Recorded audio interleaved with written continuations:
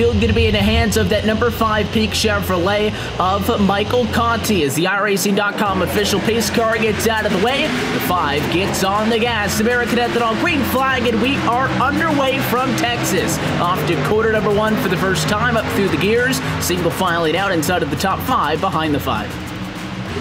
Very quickly, everybody moving into a single file, just trying to get into a line, trying to get their way going through. And already one car is turned around. The yellow is going to be out before we even get the first lap down. That was the blue car of the 94 of Philip Diaz, right in the middle of your field.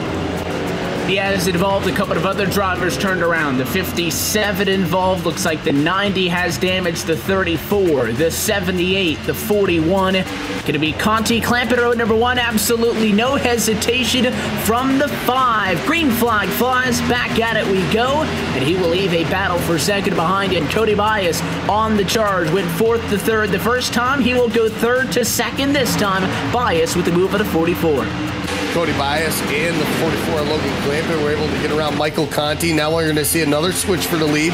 Into turn number 3 is where it started. Put Logan Clampen now top spot off of turn number 4. He's going to get his first lap led here on lap number 8. I'm watching all these guys behind. Everybody at the start of the race was on that white line through the corners. Now you're seeing everybody fighting for that top side now, because look at the 04 Derek Bordeaux and teammate Ryan Luza now utilizing that outside lane to come all the way from that top 10 area and now find themselves inside the top 5 and looking for more as they start to close the gap on the top 3 runners right now. As Clampett continues to lead, but not without pressure. Here comes Boes now to the inside in turn 3. That 44 rides the fence in the corner, tries to protect the outside. You see the 21 looking for it. He's got a nose there. What a move by Alan Boes to the outside of the racetrack. He'll get the run out of quarter 4. Drag race to the start-finish line. Would have been a great finish if that was lap 167. Dead even that time by to the 1/10,000th of a second. But I think now that Boes has the outside, he might have an advantage.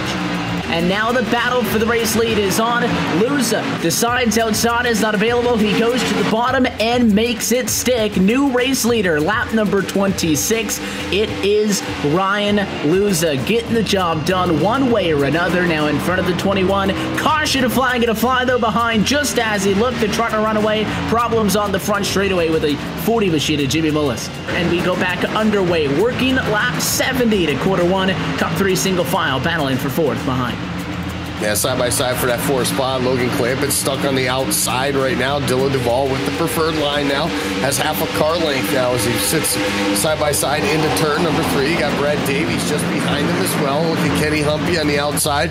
Yeah, I think Novak came over the radio, said he was pitting, and then in flood of drivers came over the radio and said that they will also be down pit road. So first time tonight, green flag service is in order. You take a look at the race lead. Ryan Luza says that he will be down pit road as well. Here comes 1, here comes 2, here comes 3. Your top 3 on a racetrack down pit road. All looks like they got down in time.